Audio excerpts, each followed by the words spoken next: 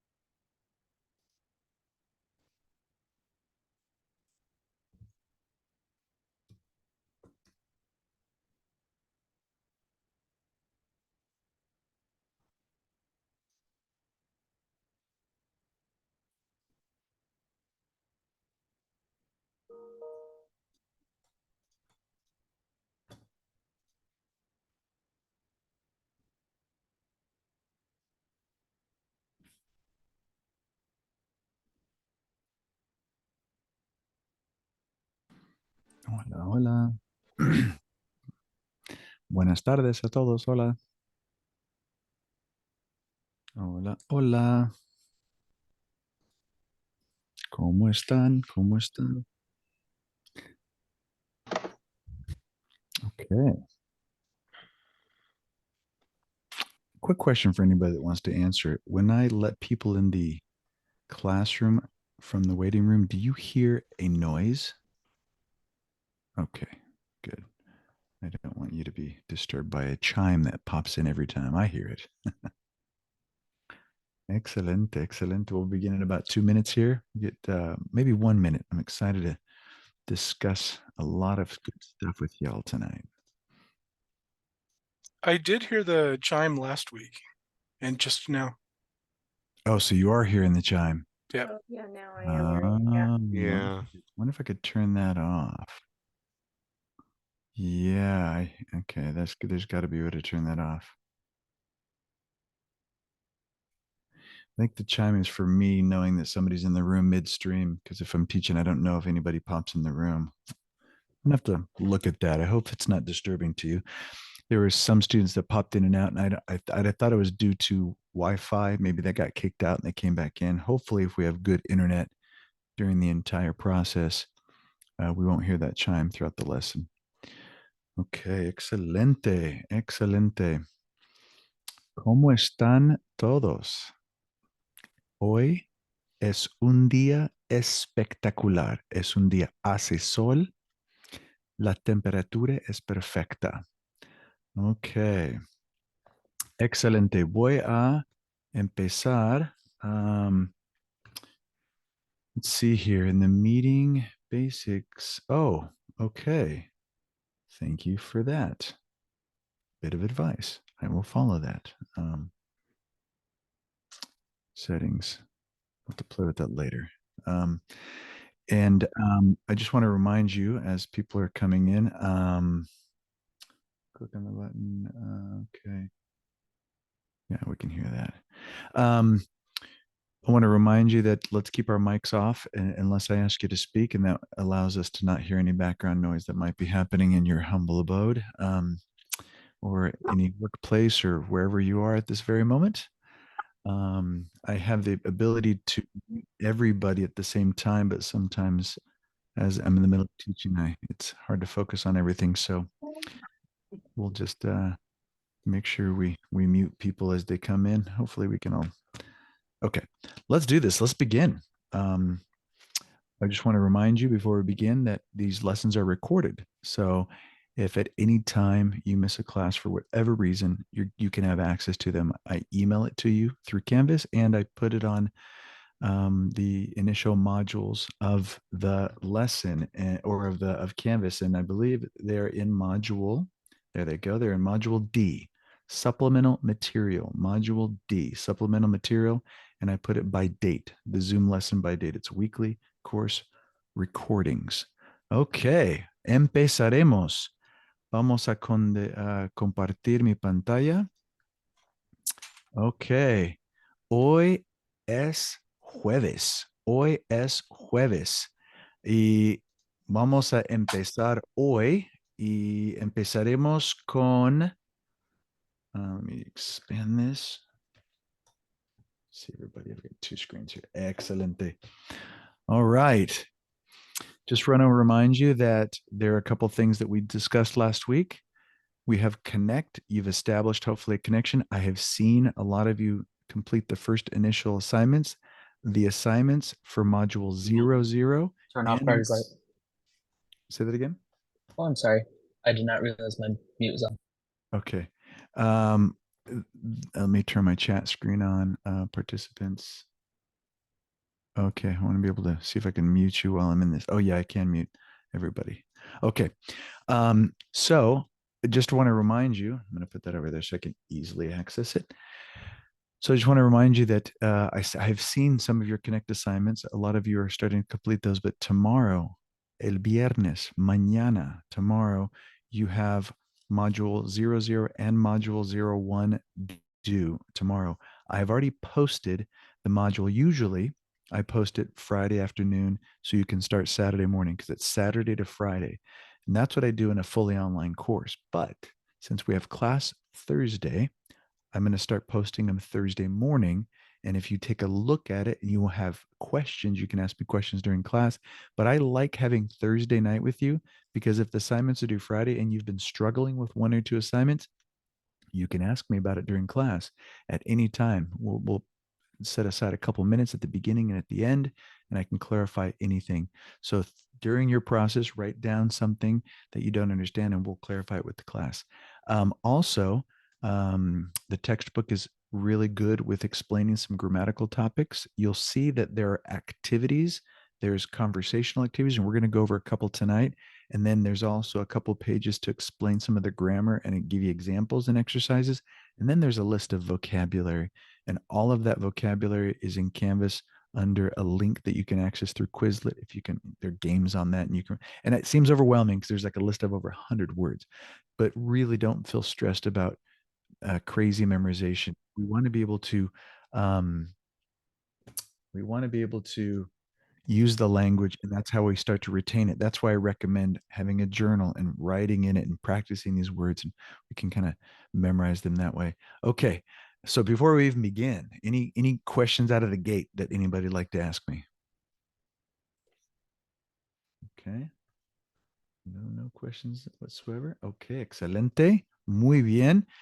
One little tip, this little link here, I'm going to go ahead and send it to you right now. As you can see, it opened up a document. Through over the past months, I'm going to say a couple of years, I've thought of many different ways a student can have extra help. So I'm going to go ahead and get that link there for you. And I'm going to go ahead and put it in the chat right now. You can go ahead and just got my two screens here. All right, I'm going to go ahead and put that in the chat. And this allows you to access a whole bunch of material for your level of learning and level 2, level 3, level 4. So you have all of these really cool links right here for listening, podcasts, readings, videos. There's a lot of this one where it says educational video series. These are all the textbooks I've used over the years, and they have these educational videos that go all in the target language, but very slow speech. Remember, I want to push mass amount of information constantly. We want to listen to the language as much as possible. And just these are just an immense amount of sources. You can go on the bottom, some writing tasks to work on grammar and sentence structures.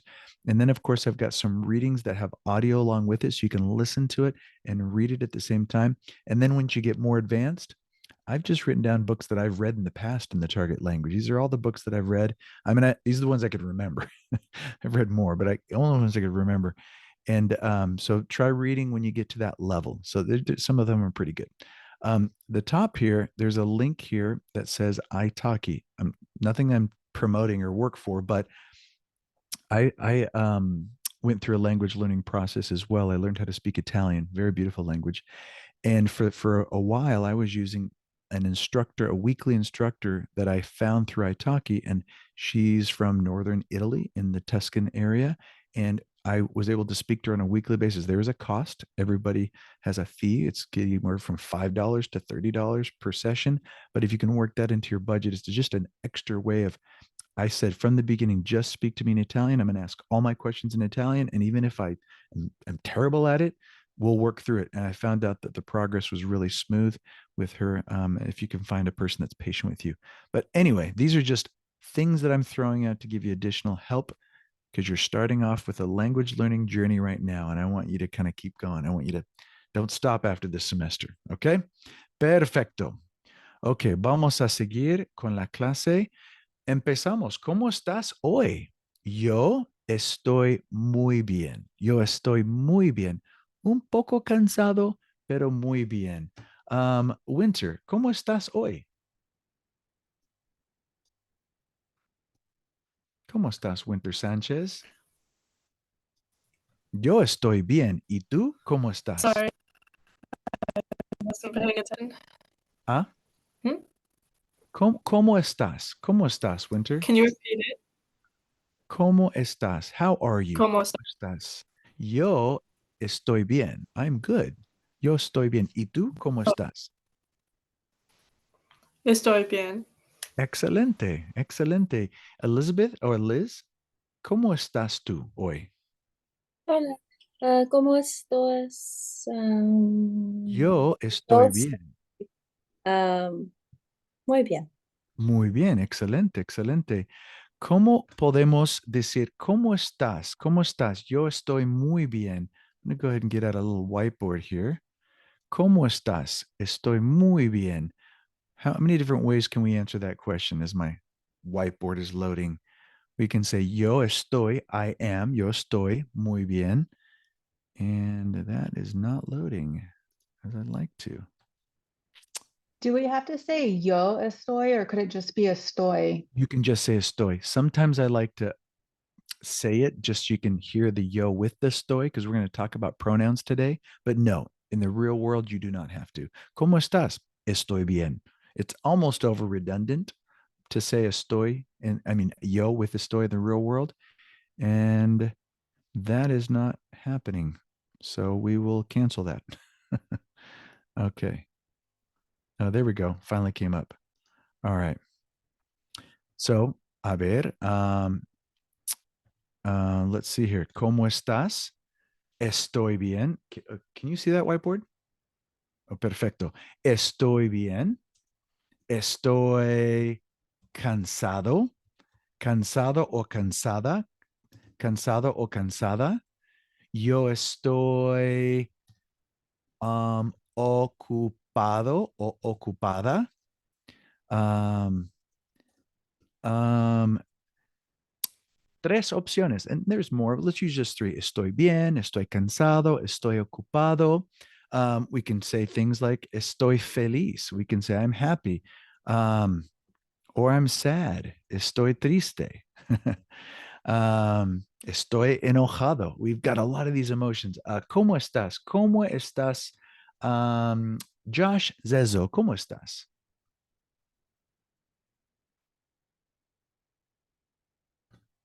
¿Cómo estás, Josh Zezo?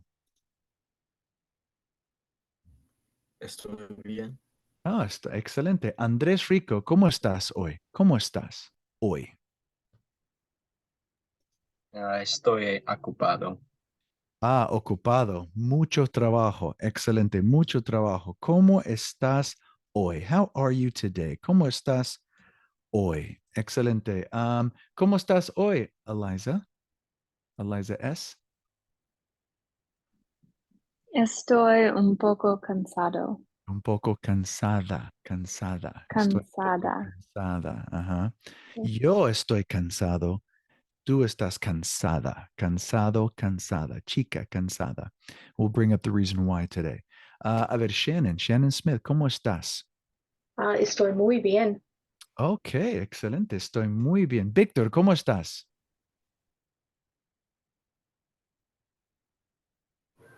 Estoy bien. Excelente, estoy bien, excelente, muy bien. Vamos a seguir con la clase. Ok, excelente. Yo también estoy muy bien, un poco cansado And let me do one thing. My time I change features, I'm just trying to get used to this new system here. Appreciate your patience. Where is my, there we go. Okay. My lessons seem to have disappeared on me during that process of the whiteboard. Let me go ahead and see if I can find it again.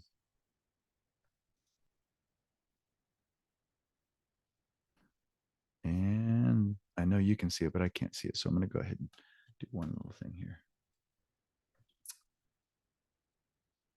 By week 10, we'll have it down, right?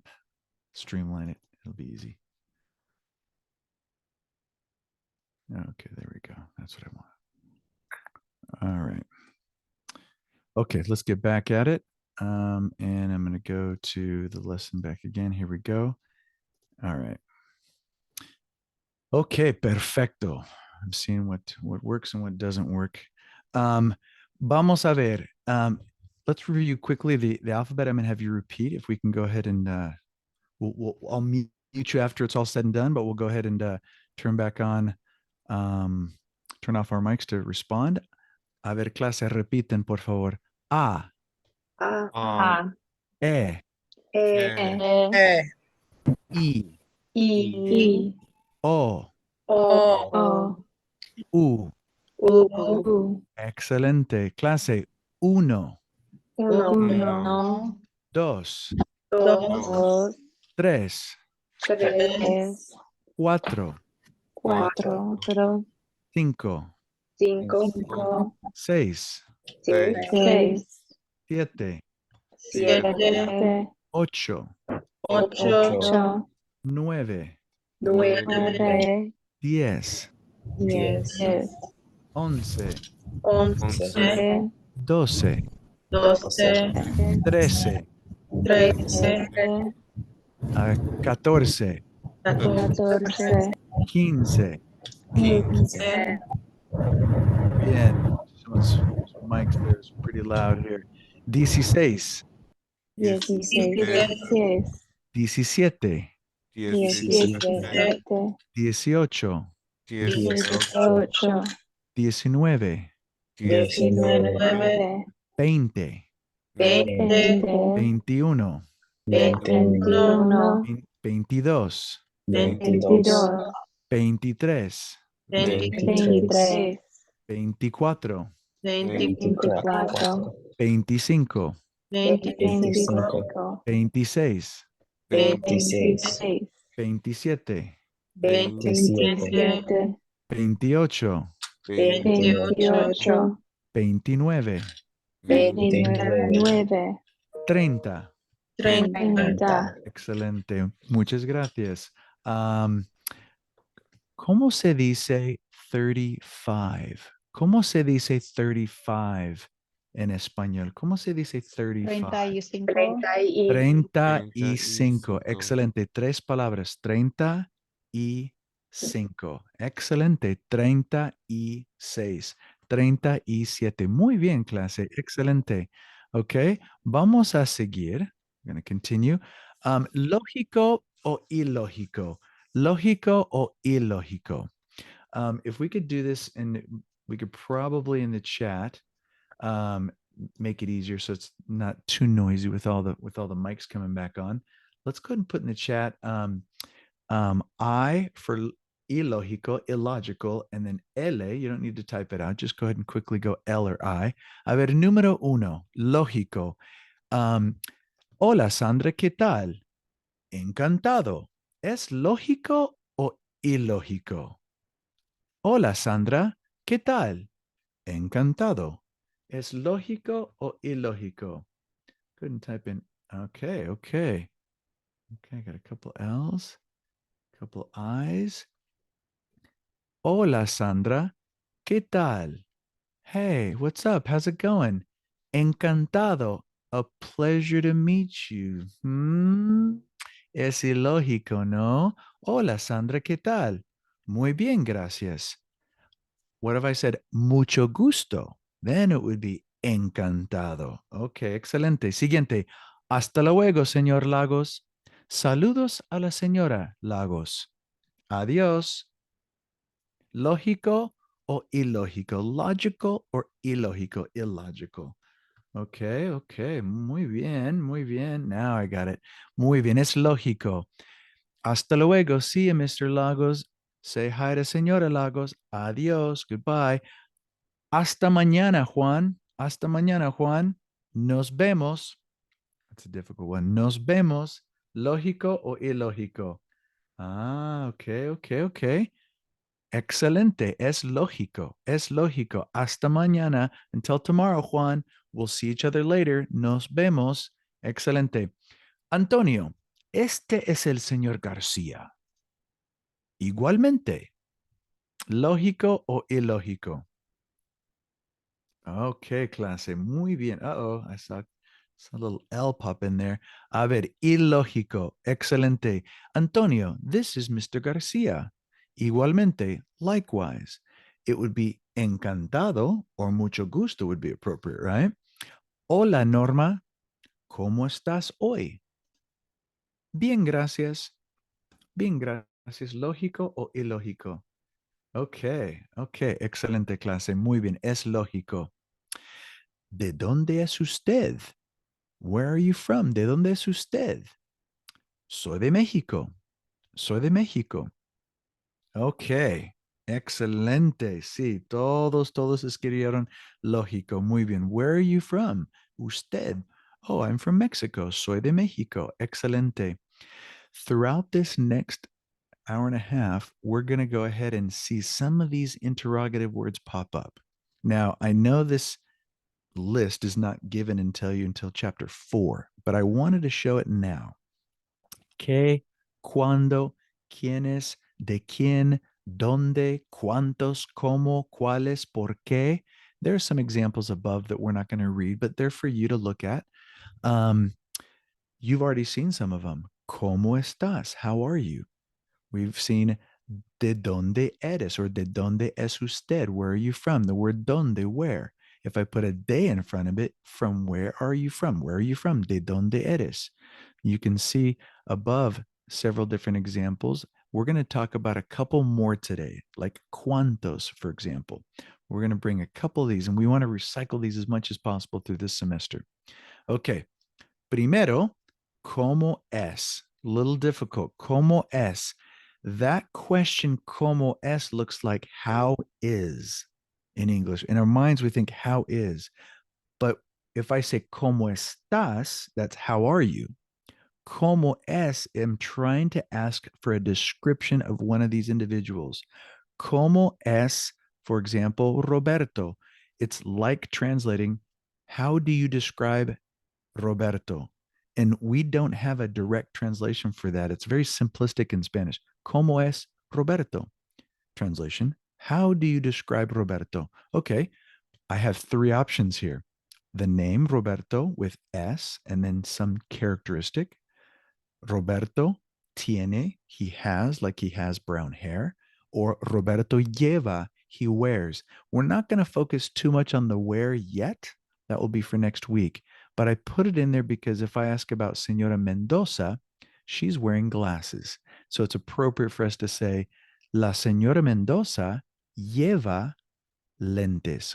Now, you don't need to say los lentes, but you can. It's optional. La señora Mendoza lleva lentes, lleva los lentes. I would say los lentes if I'm describing the color, like la señora Méndez lleva los lentes negros, los lentes azules, los lentes rojos. Typically, it's just lentes. So let's see if we can pick out some of these descriptions. This was in the very initial chapter, so that's why I'm including it in here. We're going to learn a lot of vocabulary throughout the semester. Let's see here. Alto, tall, delgado, thin, moreno. It's to describe darker features, dark hair, dark eyes, typically. Atlético, athletic, fuerte, strong. We've got right here el señor López, un hombre, a man. Alto, tall, guapo, attractive. El pelo ondulado, that means wavy hair. His hair is a little wavy. We've got niños, Raulito and Mónica. Now, you can see that there. Él tiene el pelo rubio, blonde hair. Lacio, straight hair. Pelo corto, short hair. Bajo is short as in stature. Now, if I say corto, that's in length, but stature is bajo. El pelo largo, long hair. El pelo rizado, which is curly hair. So ondulado, wavy, rizado, curly, and liso or lacio. By the way, you're going to experience sometimes different vocabulary, as I mentioned last week. In many countries, there might be a different way, like lacio and liso. Those are two ways of saying straight hair. This in the book, it's using lacio. So we'll be flexible, right? Let's see here. We've got gordo, that's overweight or fat. And in Spanish, fat is not a pejorative. It's not anything negative. It's just a description. Elegante, elegant. Pelo canoso is gray hair. That's not the color gray. Gray is gris. Canoso just refers to the hair color. And we don't say pelo blanco, white. We say pelo canoso. A bigote, he's got a mustache. A barba, so you can say he has a beard. Él tiene una barba. Of course, we've got estatura mediana. She's of medium height. This is La Señora Mendoza. Vieja, she's old, and she's wearing glasses, lentes. We have joven and alta for Jimena. Ella es joven, ella es alta, and pelo castaño is brown hair, and largo, long hair, and lacio, straight hair. So I could say una descripción. ¿Cómo es Jimena? Jimena es joven. Jimena es alta. Jimena tiene el pelo castaño. Jimena tiene el pelo castaño y largo. ¿Cómo es el señor López? El señor López es alto y guapo. Él tiene el pelo ondulado. You see how I'm using those? He is tall. He has wavy hair. ¿Cómo es Roberto? Él es delgado. Él es atlético. Él tiene, no, there's nothing we can say unless we mention his clothes. Él lleva, but these are all descriptions with S. Let's go to La Señora Mendoza. ¿Cómo es ella? How do you describe her? Ella es de estatura mediana. Ella es vieja. Ella lleva lentes. Ella lleva lentes. Now we'll go through clothing later, but right now we're given lentes. Let me ask one of you. Let's see if we can repeat some of those examples I gave you. We've got the model here. We're going to say, a ver, let's go Amanda. Amanda, ¿cómo es el señor Robles? O Rosales, excuse me. ¿Cómo es el señor Rosales? You caught me with some almonds. Oh, ay, lo siento, lo siento. You said Señor Rosales. Rosales, ¿cómo es el señor Rosales? ¿Cómo es? Una descripción. Okay. Señor Rosales tiene la barba. ¿Tiene una barba? Sí, él Ujú. tiene una barba, sí. ¿Qué más? ¿Cómo es? Una descripción más, uno más. ¿Cómo es? Señor Rosales es gordo y elegante. Sí, gordo y elegante. Muchas gracias, excelente. Nicole, ¿cómo es el señor López? El señor López es alto y guapo. Es alto y guapo, excelente, excelente. Vamos a Ariana. Ariana, ¿cómo es la señora Mendoza? ¿Cómo es la señora La Mendoza? señora Mendoza lleva los lentes. Lleva los lentes. Ella lleva los lentes. Ella es vieja, de estatura mediana.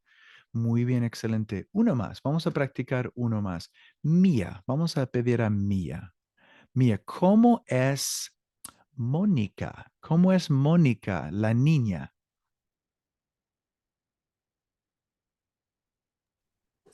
Mónica es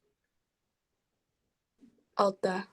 Mónica es alta, sí, porque Raulito es bajo. Mónica es alta. Excelente. Okay, I'm going to throw another one at you here. ¿Cómo eres? ¿Cómo eres? Now that's asking you, can you describe yourself? A lot of times when we're learning Spanish, we get confused between a verb that's the same in English. It's the same word in English, like I am, but there are two of them in Spanish. Yo estoy bien, I am good. And yo soy joven, I am young.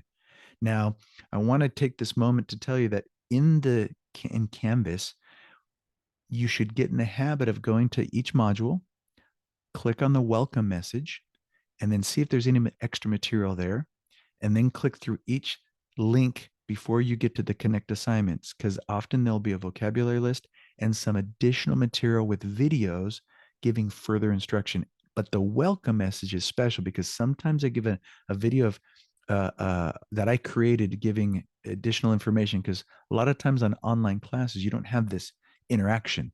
So I have to have some supplemental material to instruct you. So if you click on the welcome message in module 2 that I just published today, there's a video of me explaining the difference between ser and estar. I won't go through that now because I want to focus on just ser. I am. I'm describing myself. Soy alto. Soy joven. But that word, eres, como eres, it's not asking, how are you?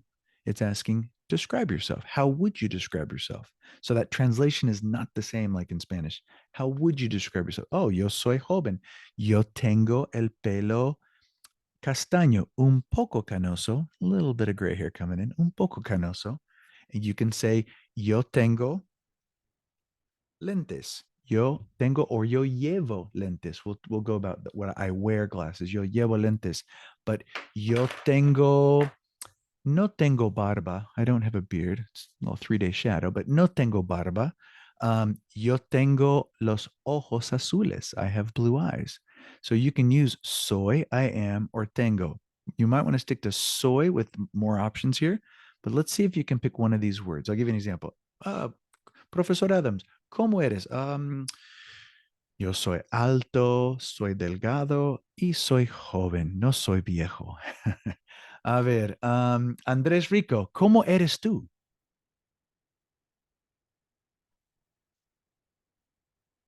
¿Cómo eres tú? Yo, ¿cómo eres tú, Andrés? Andrés Rico. You there? Can you hear me? Oh, sorry. What was it? ¿Cómo eres tú? How would you describe yourself?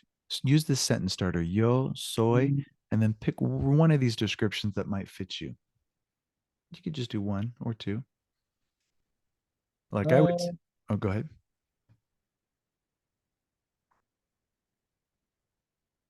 Yo soy delgado. Delgado. Oh, excelente, excelente. Muy bien. Leisha, ¿cómo eres tú? Hopefully I said that. Reddix? Miss Reddix? Or I don't even know who. Yes. Yes. ¿Cómo eres tú? ¿Cómo eres tú? How would you describe yourself? Yo soy. Yo soy. Alta, baja, joven, elegante. Elegante. Okay, excelente, excelente. We'll just do one more. Let's pick somebody that has Nick. Let's go actually Marisa. We'll go Peter Vang. Peter. Peter, ¿cómo eres tú? Yo soy gordo. Okay, yo soy gordo. Excelente, excelente. Muy bien. So, yo soy, we're going to really dig into that word today, ser, el verbo ser. Okay, but one more little activity before we get into the new material. This is semi-extension that we didn't get to from last week. Sebastián, Xiomara, Lucia, el profesor de arte, Nayeli in the chat. If you can type in, we'll go through one on one. Let's try to guess who we're describing. Es una chica baja y delgada. Tiene el pelo corto y castaño. ¿Quién es? Es una chica baja y delgada. Tiene el pelo corto y castaño. ¿Quién es? Couldn't type that in the chat when you can. Okay, okay. Excelente clase. Muy bien. Muy bien. Tenemos excelente la señorita Lucía. Ella es baja y delgada. Tiene el pelo corto y castaño. Ella lleva una camisa verde y pantalones cortos marrones. Ok. Es un hombre alto, delgado, fuerte. Tiene el pelo largo y castaño. ¿Quién es? ¿Quién es? En el chat, por favor, ¿quién es? Ok, qué rápido. Ok, no, pelo largo. Tiene el pelo largo. Ok, ok, ok. Ok, ok. El profesor de arte, pelo largo, pelo largo. Sebastián tiene el pelo corto, no largo. Él tiene el pelo corto. Ok, muy bien. Es una chica de estatura mediana. So, ni alta ni baja, nor tall nor short. Estatura mediana, medium height. Tiene el pelo largo, castaño y rizado. Lleva lentes. Ok, Xiomara, excelente. Xiomara, it's a beautiful name. Es un chico guapo, atlético y delgado. Tiene el pelo corto. Tiene el pelo. Ahora sí, muy bien. Algunos están escribiendo Sebastián. Excelente, Sebastián. Número 5. Es una chica baja, delgada y bonita. Tiene los ojos castaños, that's brown eyes, los ojos castaños y el pelo largo y castaño. Ok, muy bien, excelente. Okay, excelente, Nayeli. Now, you can say two different ways brown eyes. You can say ojos marrones or ojos cafés. A lot of people use the color of coffee. Ojos cafés, ojos castaños, ojos marrones. I prefer marrones, but we're flexible, right? All right, muy bien. Excelente clase. Vamos a hablar de una palabra que es I. I. It sounds literally like in English, the word I, your eye. It's Hay. I. We don't pronounce the H. It's not hey or hi. And so if I'm going to ask how many books are there, let's incorporate that new interrogative word. ¿Cuántos? ¿Cuántos libros hay? And the beautiful thing about this I is it's two words. Are there? Now, it could also be is there.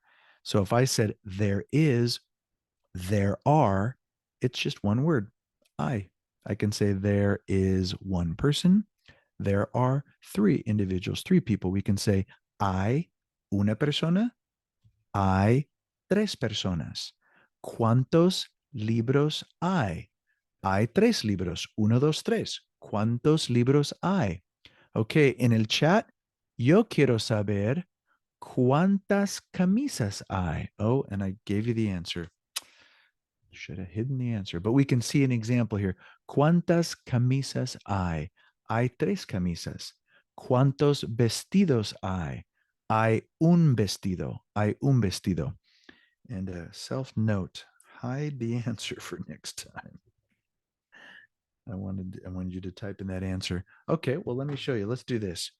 The word is bolígrafo, or let's go lápiz. That's I found two of them right here. ¿Cuántos lápices hay? Now, lápices is spelled Lapices with an accent over the A. Lápices.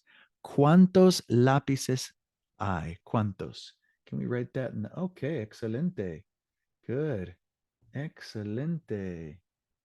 Muy bien. Hay dos lápices. Hay dos lápices. Muy bien. ¿Cuántos?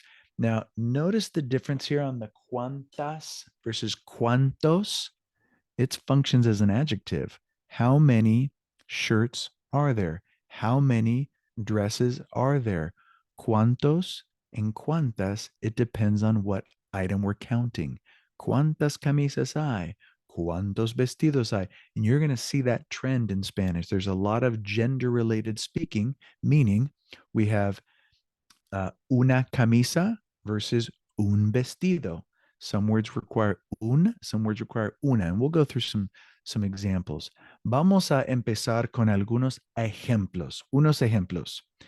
El chico, la chica, el, la. Ok, muy bien, excelente. Otro ejemplo. El hombre, la mujer. So we've got the boy, the girl, el chico, la chica, the man, the woman, el hombre, la mujer. La computadora, the computer, la computadora. Ok, excelente. El cuaderno, the folder, el cuaderno. Muy bien. La mochila, the backpack, la mochila.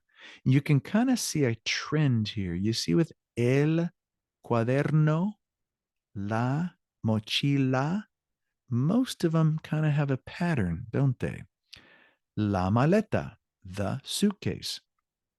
El lápiz, you just figured that one out. Now, when we wrote it plural, notice that Z changed to a C. Very interesting, right? El lápiz, okay. El país, el país. Some words are very tricky. This ends in a Z. This ends in an S. How do I know it's el o la? Some words you're just going to have to memorize. There's a semi rule behind it. If I'm saying el chico, la chica, but if I have a dress, it ends in an O, typically el, but there are words that end in O that require la, and vice versa, words that end in A that require an el. They're tricky. You're just going to have to experience them and memorize them. Like this one, la mano. La mano, it ends in an O, but it's la mano. Plural would be las manos. And it just is what it is. El mapa, it ends in an A. Now, a lot of times it's because some words come from different languages. From Spanish comes from the Greek, Phoenician, Galatian. We've got all these peninsula languages, and Latin evolved into Spanish with all these influences, even Arabic. And so you get articles that are masculine or feminine based on the word's origin. But this is definitely not a class to talk about that. El mapa, the map. Excelente. El problema, the problem, not la problema. So if I want to say the problems, los problemas. Okay, so with those examples, you can see we've got el and la, los and las. El diccionario, masculine singular. La computadora, feminine singular.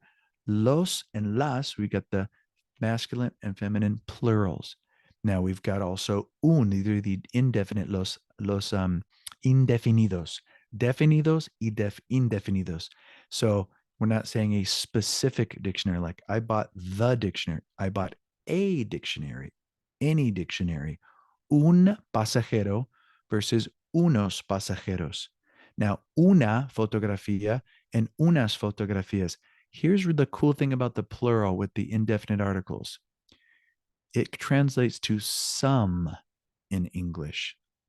So if I said, I need some books. Necesito unos libros. Now, is there an actual word for some? Yeah, it's algunos, for example. But if we translate unas fotos, we're referring to a few or some photographs, a few books, some books, a certain amount of, plural. Okay.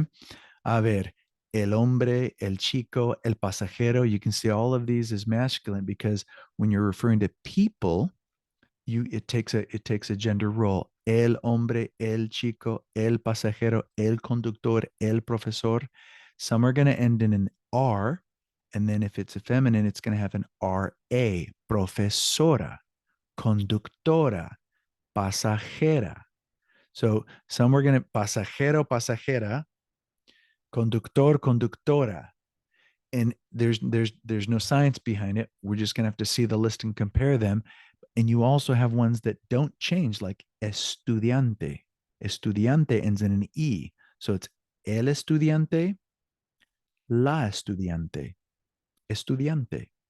And so that that doesn't change. So here we go. Before using when we use a number, so I have un hombre, so a man, or technically one man. A man is one man. So I have the number one, uno.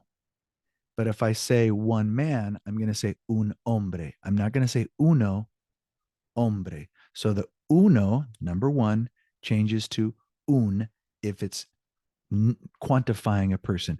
Un, or a book. Un libro. A book, one book. It's the same thing. Un hombre, one hombre. Un hombre. It's not uno hombre ever. Now I do the una, and that still remains. Una mujer. Una camisa. So una. But the number one, uno, changes to un. So when we use that in bigger numbers like 21, 21 by itself is 21. But when I use it as an adjective like 21 men, 21 books, 21 hombres, 21 libros. That is a fun fact where it's not 21 hombres. Very curious, right? Now we have una mujer, a woman, 21 mujeres. So that 21, the number 21, changes to 21. We use these articles in the numbers. So 31 ladies, we would say 31 mujeres. 41, 41 mujeres. What if I said 41 men? 41 hombres. Very cool, right? Okay. Let's go ahead and talk about some tricky ones. It gets a little tricky when it doesn't end the way we typically want it to, like el libro, la cama. We've got some tricky ones. El lápiz, it ends in a Z. El mapa, it ends in an A, yet it's el. The word dia, el dia, it ends in an A, but it's el and not la. And then, of course, we got mano, it ends in an O and it's la. So those are just some tricky ones that you'll experience throughout your journey of language learning. And when we talk about people, sometimes the ending will not change at all, even if it ends in an A, or in this case, an N and an E as well. Turista is a tourist. Turista, turista. It won't be el turisto with an O. Turista. And I remember when I was learning Spanish way back in the day, I started creating lists of words that were tricky. All of the words that I couldn't remember the articles, and all of the ones that I thought were the opposite. And I just had to kind of go through them periodically. And turista was one of them. El turista, la turista, the tourist. El joven, la joven. Like I said before, el estudiante, la estudiante. Another fun one is modelo, a model, like a beautiful person, a model. It's modelo, but it doesn't change. It's always going to be modelo. So un modelo and una modelo, or el modelo, la modelo. Sometimes they do that. What's another one? A pilot. I got a friend that's a pilot. El piloto, la piloto. Now, most of the time they'll change. Profesor, profesora, maestro, maestra. But there, like I said, there's some tricky ones that'll pop up, and those you just got to put a little check mark next to focus on a little bit more than the others. Okay. We have the plural. As you can see, el changes to los. La, we simply add an S. La palabra, las palabras. La palabra, las palabras. Okay. El país, los países. El lápiz, los lápices. Now there's a little spelling shift in that one that we saw earlier, didn't we? Lápiz, lápices. And at this point, spelling is irrelevant. We just want to get familiar with the noise and the sound and how to say it. Spelling will eventually come. We'll talk about spelling. We've got a shift in accent mark sometimes. So we have lección, lecciones, autobús, autobuses. There's a rule behind that. The reason why, if you're really ambitious and want to know exactly why that happens, Drop in during my office hours. I have a full-blown lesson on that. I don't typically talk about that until the third or fourth semester because it's a memorized rule. But there's a science behind why the accent's the way it is. Okay? All right, vamos a practicar. Practicamos, no? Chica, chica. Which one of these four options? Chica, el, la, los, las. Let's type that in the thing. Whoa, you guys are quick. Okay, excelente. La chica, excelente. Número dos, la, el, los o las. Chico, chico, el chico, excelente. Okay, el chico. Nacionalidad. Ooh, that's a tricky one. Nacionalidad. Okay. I got my chat off to the side. That's why I'm looking off to the other direction. Okay, nice. Excelente. Nacionalidad. La nacionalidad. Anybody know what that means? Can we guess? It sounds like English. Nationality. Nationality. Nationality. Excelente. Gracias. La nacionalidad. Cuadernos. Cuadernos. Which one of those four options? Cuadernos. Okay, excelente. Los cuadernos. Problemas. The problems. Problemas. Okay, be careful with that. Okay. Yeah, many of you are getting it, but there's some of you that are tricked on this one. That's one of those tricky ones. Los problemas. The problems. Los problemas. Mujeres. What do we got for mujeres? Mujeres. Excelente clase. Oh, cool. Careful, Victor. Las mujeres, the women, las mujeres. All right. Now we've got the indirecto. Okay, the indirect article. Here we go. Autobús. Un, una, unos o unas. Okay. Excelente. Un autobús. Muy bien, muy bien. Okay. Lección. Lección. Okay, excelente. Perfecto, clase. Computadora. Computadora. Computadora. Excelente. La computadora. Hombres. Hombres. Okay, now we got plural here. So unos hombres. So a few or some men. A few or some men. Señora. La señora. Okay, una señora. Lápices. Oh, that's a tricky one. Good. Excelente. Excelente clase. Unos lápices. Some lápices. Do we know how to say all of them in inglés? Chica, chico. ¿Cómo se dice autobús? Un autobús. A ver, Shannon, ¿cómo se dice un autobús en inglés? Bus. Okay. Pero let's include the article. Un Oh. autobús.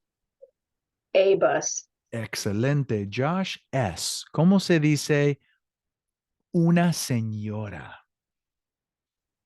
The woman or yeah, woman.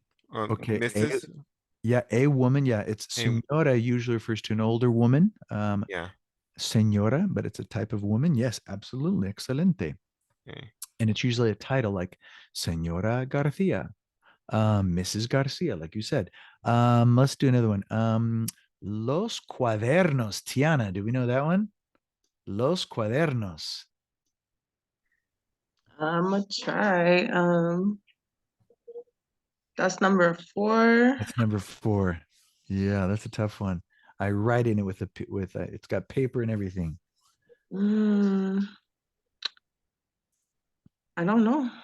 Los cuadernos. What if Los cuadernos. I don't have a cuaderno with me. No, don't have a cuaderno. Sorry. Oh, cuaderno. Cuaderno. The notebook? Yeah, it's like a workbook notebook. Excelente. We have a carpeta, which is a carpeta de anillos or carpeta de argollas. This type of carpeta with a binder, like a 3-ring binder, we can say carpeta de anillas or carpeta de argollas. There's 2 words to use for the rings, depending on the country. Okay, perfecto. Excelente clase. I've got a whole list of them. This is based on the vocabulary in the textbook. And we're going to go through them quickly because I want to be able to get to the next topic. We're at the end of the hour. Okay, vamos a ver.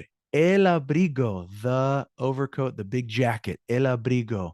Let's see if you guys can beat me. I want you to quickly type these out. We're going to go through each item, not the. We're going to go the and a. The abrigo, el abrigo, un abrigo, for example. Okay. Here we go. Blusa. What are the two? You can write them back to back. Blank, comma, blank. Here we go. Okay. Muy bien. La y una. Good. This is a little speed round here. Botas. ¿Qué son las botas? Blank and blank. Botas. Botas. We got the translation right next to it so we can review at the same time. Yes, it is plural. You guys are doing great. Las botas, unas botas. Excelente. Bufanda. Hace frío. Bufanda. I love a good scarf. Una bufanda. Oh, whoops. I just gave you half the answer. A ver, okay. Excelente, excelente. La bufanda. Una bufanda. What about camisa? Camisa.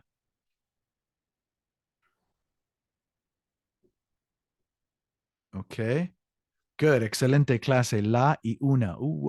Camiseta. I just gave it to you. What about chaqueta? Chaqueta. Okay. Similar. Muy bien. La y una. Una chaqueta. A jacket, the jacket. The jacket, a jacket. Una I got to stop saying that. Corbata. Corbata. Okay. Excelente. We're all the same gender here. La corbata. Falda. Falda. Excelente, la falda, una falda, gorro, gorro.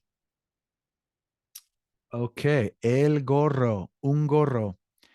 Fun fact, if you change gorro to gorra with an A, you get a beanie, like a beanie. When it's cold outside, you wear a beanie, but a baseball cap or a hat is gorro, gorro, gorra. What about pantalón or pantalones? Pantalón is singular. You usually say it plural, but let's write them both. Okay. Wow, that was quick. Some of you are really fast. El, los, depending on the number, and un and unos. Excelente. What about pantalones cortos? Pantalones cortos. Okay, excelente. Pantalones cortos, los y unos. Muy bien, muy bien. Okay, excelente. Saco, saco, un saco, sports jacket. Excelente. Excelente, un saco. Muy bien. El y un. Perfecto. What about sandalias? Sandalias. Excelente. Las sandalias. Sandalias, sandals. Sombrero. Now, sombrero is not a baseball hat. Sombrero is any other style of hat. Like a cowboy hat would be a sombrero, for example. Okay. El y un sombrero. Sudadera. Sudadera. Sudadera is a sweatshirt, like a hoodie. That's a sudadera. Okay, clase. Inteligentes. Ustedes son muy inteligentes. Suéter. Suéter. Sounds very much like English. That's a tough one. Do we know that one? It does not end in an A or an O, but you guys are nailing it. El un. El suéter, un suéter. This would be a suéter, right? A suéter. Suéter, I think. Yeah. I classify this as a sweater, right? Sweater with a little mini zipper. Okay. Traje. Traje. It's a suit. Excelente. Good. Excelente. And here's another real cool word. Traje de baño. That's a formal way of saying bathing suit. Traje de baño. Now, other countries might have different words. I know that in Guatemala, they call it calzoneta. In Spain, they call it bañador. But in the dictionary, traje de baño. Okay, vaqueros. I put jeans because vaquero is a word that you're going to hear a lot in Spain, but we're in California. You're probably going to hear jeans. Just the word jeans. Los jeans. Okay, los jeans. Okay, plural. Los unos. Excelente. Vestido. Vestido. Vestido. Okay, excellent. Oh, I saw somebody put a plural one in there, maybe a little typo. It's el vestido or un vestido, a dress. Un vestido. And last one, zapatos de tenis, some tennis shoes, zapatos de tenis. And excelente, perfecto. Usually with this class, we'll try to connect ideas. Like we're going to do one last activity with this L and line, connect it with our brand new idea. So it's kind of a 2-in-1, and it's right in the middle of our cycle here. I'd like to continue. I'm okay if you get up and go to the bathroom and or grab a drink and come back. I mean, I'm very flexible. These online classes, I just want you to be comfortable. But if you do disappear to slip out of the bathroom, try not to be too long. But we're going to go ahead, and this is a transition activity to go into the next topic. It's a review of the articles, but at the same time, the tail end of it, I bring up one important thing. So right here, estudiante es rubia. How do I know if it's el o la? It ends in an E and it could be both. What are you guys going to type in the notes? Okay. Some of you put el, some of you put la. I wonder what's helping us. What if we looked at this last word, rubia? I bet you that would be somebody that's blonde. And if it were a guy, it would be rubio. So let's go ahead and put la, a female student, blonde. A blonde student is la estudiante es rubia. The student is blonde. Okay. Profesor de español es guapo. Oh, why, thank you. Good. Now we could totally tell by profesor and we could tell by guapo. I love Spanish because it all agrees. It agrees in number, it agrees in gender. If one thing's masculine, all masculine. If one thing's plural, it's all plural. So I really like the consistency.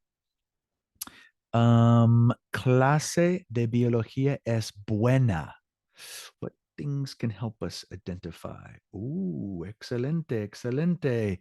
La clase de biología es buena. Okay, excelente.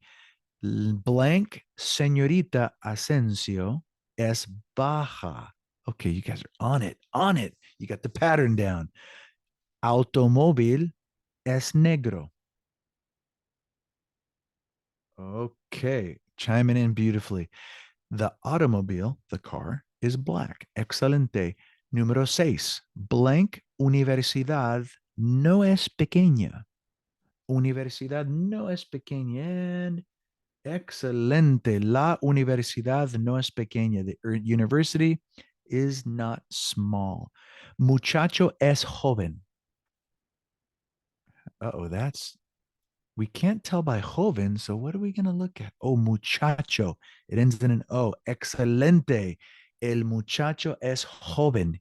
The muchacho usually refers to a young person, so it's kind of redundant. Sudadera es amarilla. Good. La sudadera. The sweatshirt is yellow, amarilla. Blank abrigo es muy feo. El abrigo es muy feo. The big jacket, the overcoat is very ugly. Es muy feo. Blank niño es cómico. Okay, you guys are on it. Oh, that is a typo. I'm totally going to fix that right there in front of you. All right, that cut and pasted and didn't change that one. So yes, el niño, definitely, most definitely. Oh, let's go back. Oh, let's go back. All right, there we go. El niño es cómico. Excelente. Muchas gracias. Okay, what's going on here? Es. La estudiante es, el profesor es, la clase es, la señorita es, el automóvil es. That looks just like English. The boy is funny. The jacket is very ugly. Es. We have a verb called ser, to be. But in order to master it, we got to look at our pronouns first. We've got to look at our pronouns. Yo, I, tú, you, usted, which is also you. Kind of tricky. We have something called formality. If I talk to a friend, hello, friend, how are you? I would use tú. If I talk to my My doctor. How are you, sir? Usted. Now, some countries really are flexible with formality. Like in Spain, when I'm with my wife's family and friends, and if I meet somebody for the first time, I'm probably going to use tú, and I'm an older guy. So if they're younger than me, I'm definitely going to use tú. But if somebody's older than me, I might start off with usted out of respect. But some countries are flexible. In Costa Rica, the usted is used among friends. It's a very informal way of speaking. And I have a Costa Rican buddy, and we laugh about it all the time because he uses usted with me and I use tú with him. Very comical. But the standard is tú is informal, usted is formal. So you would address somebody older than you out of respect, usted. But right away you can establish a relationship and say, no, let's use tú. It's fine. We're comfortable. Él, ella, él. Now, careful. A lot of students mix and match and think that he is ello with an O, ELLO, but that's not it. It's él with a little accent mark. Does that él look familiar? That él looks like this. El niño, el abrigo. Oh, but it's different. There's an accent mark over it. So sometimes in Spanish with one syllable word, if you have an accent, it's probably because it's going to distinguish between another word. So el, the, no accent. El, he, accent. Very curious. Did you know tú does the same thing? Tú means you, but if I take off the accent, it turns into what's called a demonstrative adjective. Your, like your house, tu casa. Mi casa, tu casa. Ella, third person, she.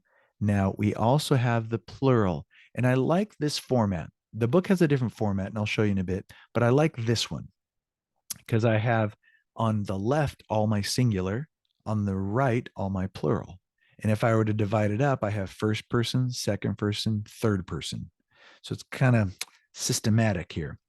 Nosotros is we. Now there are two of them. You notice one has an A, nosotras. That's because if I say we and I'm a girl and I've got my two girlfriends and we, I can say nosotras, we can classify myself as nosotras. Now I personally can never use it because I'll default to the masculine, the nosotros. So here's the thing. If I got 20 women in the room with me and I'm there and I say, hey, we study together, we have dinner, and I include myself in that, it defaults to nosotros. So male dominated, unfortunately, it's nosotros. If there's one guy involved, it's nosotros. Otherwise, it's nosotras if we girls. Same thing with vosotros. Now, I want to clarify something with this whole vosotros thing. You have tú, singular. Hello, how are you, friend? ¿Cómo estás tú?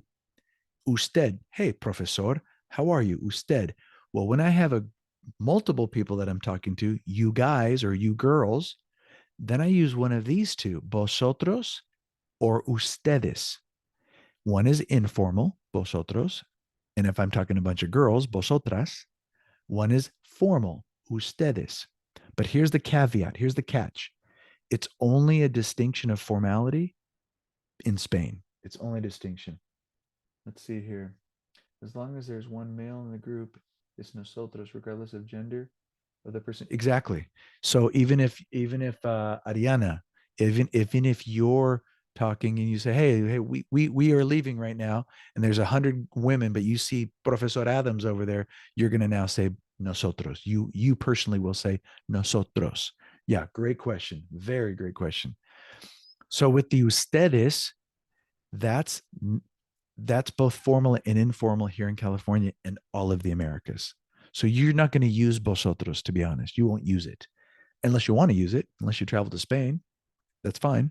I use it all the time because it's my personal life. But with my students, I'll use ustedes because that's more common. So for formal and for informal, ustedes across the board. You can see vosotros and appreciate it, but you're probably going to default to ustedes in any scenario. So you've got you, tú, singular. Hello, how are you, friend? Usted, how are you, sir? And ustedes, how are you guys? How are you guys? And then we have they, third person, ellos, all guys or guys and girls mixed, same thing, doesn't matter who's talking. And ellas, if I'm talking about those girls over there. Okay. So that's the breakdown of the famous subject pronouns. And we're going to use them in tandem with a beautiful verb, which is ser. But let's see what's going on here. How do I use a pronoun? Carlos is the noun, the subject of the sentence.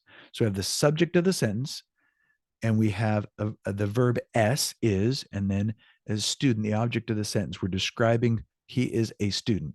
Okay. Carlos es estudiante. Now I can say él es estudiante. He. I'm replacing Carlos. That's what a pronoun is. It's replacing a noun, a subject noun. We got Carlos and he. Now, do you notice one little thing going on here? There's no un or una. And it's a kind of a fun fact of Spanish. So we have él es estudiante. He is a student. Could you say él es un estudiante? Sure, you can totally say that. But typically, when you don't have an adjective after the object of the sentence, estudiante, then you actually don't use the article. You can just say, él es estudiante. I can say, I'm a teacher. Soy profesor. Yo soy profesor. When you add an adjective to that, you add the article. So, él es un estudiante joven. See how I did that? Yo soy un profesor joven. We'll use the same verb except I'm joven still, right? Adjective, excuse me. Yo soy un profesor joven. So that's just a little reason why you don't see the un in these examples here. Now, if you put it in there, it wouldn't be wrong. You can say él es un estudiante. It's like English, and that would work. It would still work. Okay, perfecto. Interesting. Ustedes doesn't have. Yeah, you're right. It doesn't. That is very interesting. The ustedes does not have a distinction. Well, nor does the tú and the usted. The tú and the usted don't have a distinction either. It's just the nosotros and the vosotros. And a lot of people mix the nosotros and the vosotros up because they sound the same. But I really don't want to stress you out on memorizing the heck out of the vosotros. Know that it's there, but in your personal life, you're probably going to only be using ustedes. Like I said, unless you travel to Spain or you have Spanish friends. Okay. Perfecto, perfecto. So it's caveated. Okay. Here we go. There's something tricky with pronouns. In English, we say it as a subject pronoun. What is it?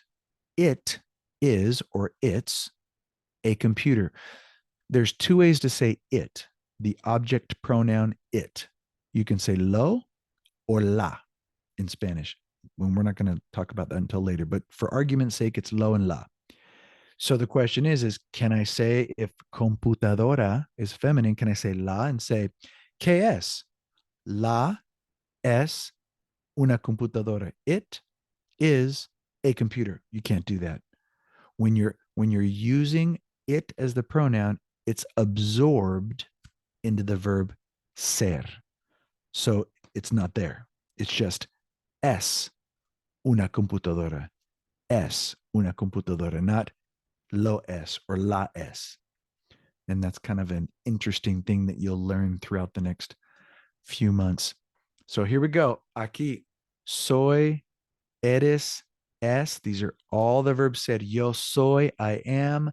Tú eres, you are. We practiced at the beginning. ¿Cómo eres? Describe yourself. ¿Cómo eres? Yo soy joven. Yo soy bajo.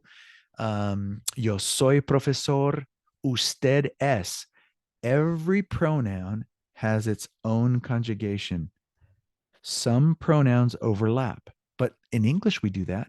I am, you are, he is, am, is, are. We also do that. Yo soy, tú eres, él es. I would commit these to memory. Ella es baja. Él es alto. We always use ser to describe. Nosotros somos. We are. Now here's what's tricky. When I say we are, there's multiple people involved.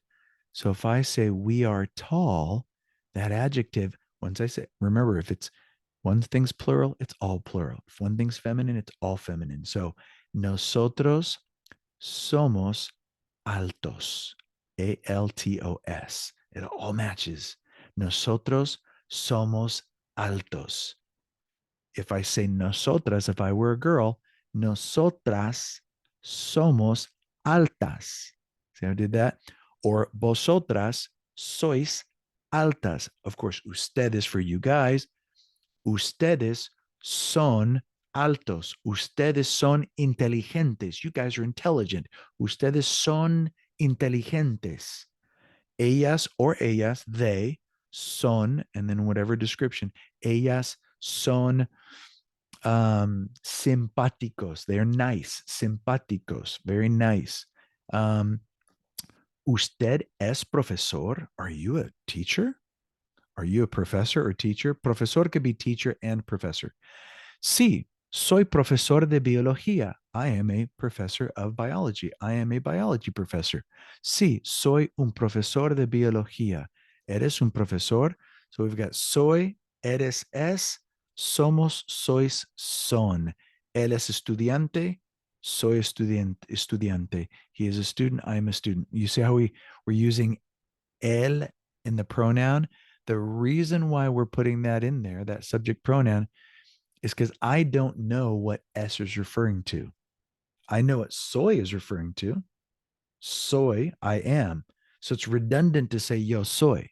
You can, but it's redundant. But if I just say es estudiante, well, I don't know who S is. It could be usted. It could be él. It could be ella. It could be Santa Claus. I need to clarify who I'm referring to. Él es estudiante. Soy estudiante.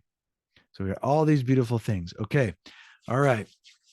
The verb said, ¿Quién es ella? Who is she? ¿Quién es ella? Es Inés. Es Inés Ayala Lor. She is Inés. ¿Qué es? What is that? Es un mapa. So once again, these little interrogative words are popping up, like I said. Who is she? What is that? We're using this verb to identify what things are, where things are from, a description. We have not talked about feelings or location. That's that whole estar business. We're just, I am a teacher. I am tall. I am Professor Adams. All of these things that I identify with is ser, ser, ser. Soy. Mi profesora es de Honduras. My teacher is from Honduras. La linterna es de plástico. The flashlight is made of plastic. El llavero es de cristal. The keychain is made of glass. So we've got these things that are identifying what they are. Soy, eres, es, somos, etc., etc. Hay preguntas, questions at this point? I've been really giving along. We're going to practice this with you guys in just a second here. I've been very patient. Okay. Al comienzo, at the beginning of the class, we talked about the word como es. Como es Jimena. Ella es. We talked about that word. We talked about como eres. Como eres. Yo soy. Now let's go ahead and try to implement them inside a conversation. A ver, usted es Omar. I'm actually going to pick two volunteers to one be the question person, the starter offer, and we'll just do two people. One read the first part, and one read the second part, and let's see if you can plug in the right use of soy, eres, es, somos, son. Let's have Amanda and Sadida. Amanda, why don't you read that question, and Sadida, see if you can answer that. En número uno. ¿Es usted Omar?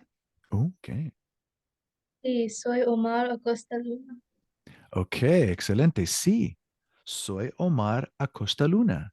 Okay, excelente. Let's have Eliza and Tiana. Eliza, we want to start out and see if you can fill in that blank, and then you've got the long answer, Tiana. Let's see if you can fill it in. ¿Quién es ella? Okay. ¿Quién es ella? Excelente. La chica rubia de falda blanca se llama Camila. Ella y Omar.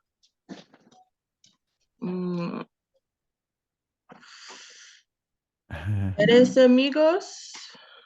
Okay. So good. So you're good. You got to start off right. So la chica rubia de la falda blanca, that blonde girl with the white skirt, se llama Camila. Ella y Omar. And what was your answer? I said eres, but I Okay. think That's okay. That's okay. How do I? They are. They are. We've got I am, soy, eres, es, he or she is. How would I say they are? They are. Y-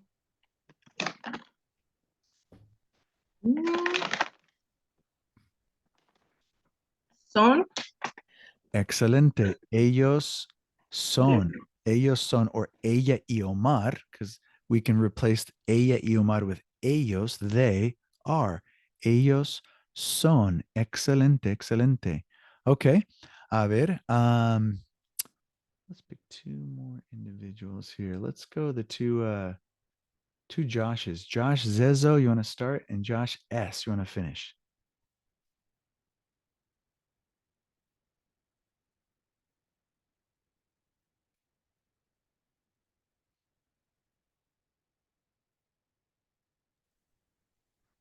What do we think?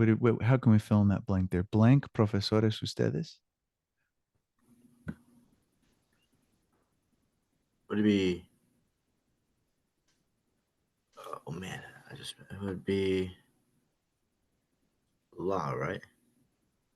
Okay, we got plural here. So profesores.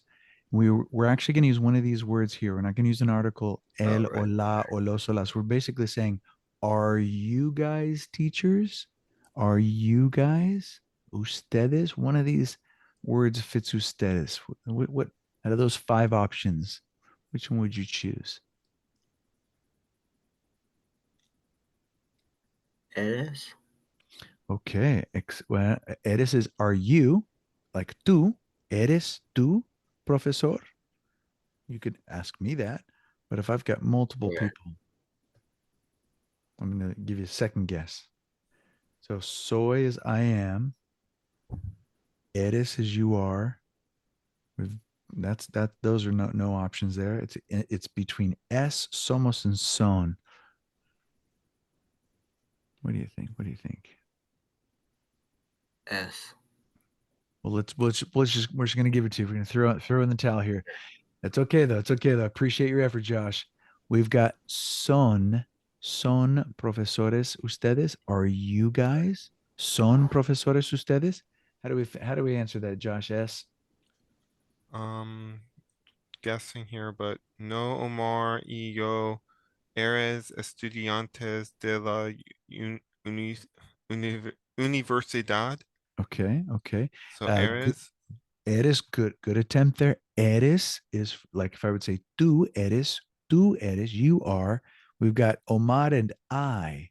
So it's kind of like saying we. Is there one that would work with nosotros?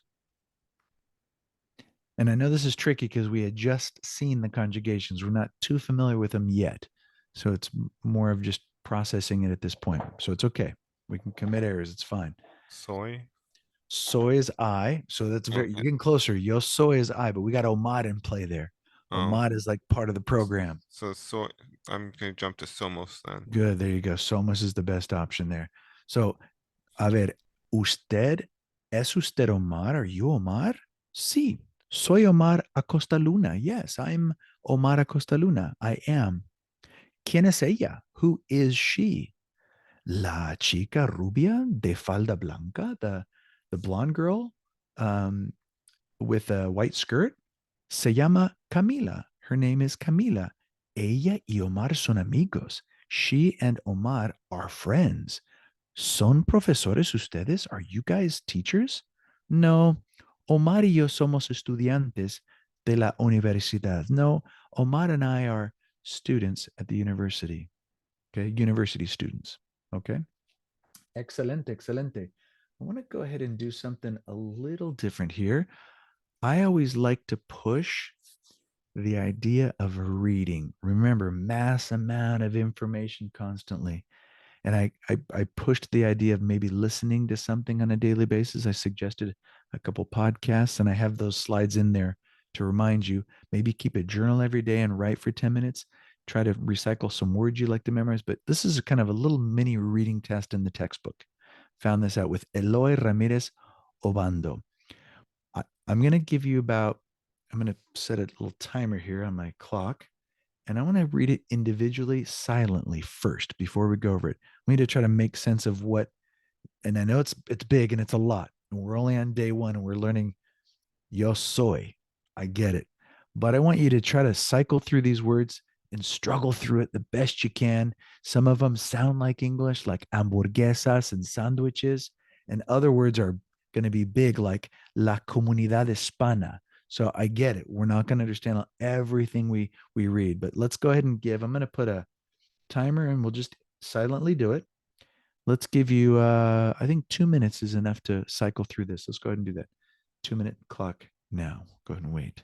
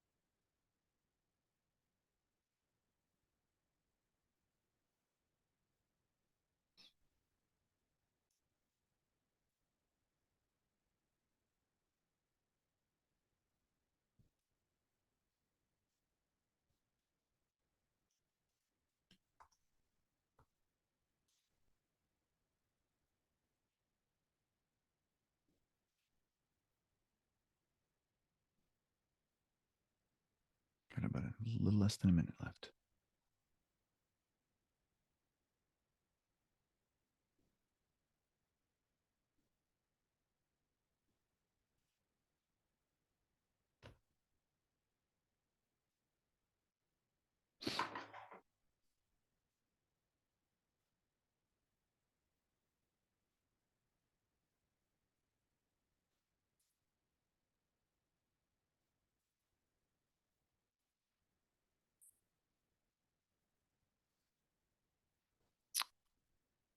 Okay, wrapping it up.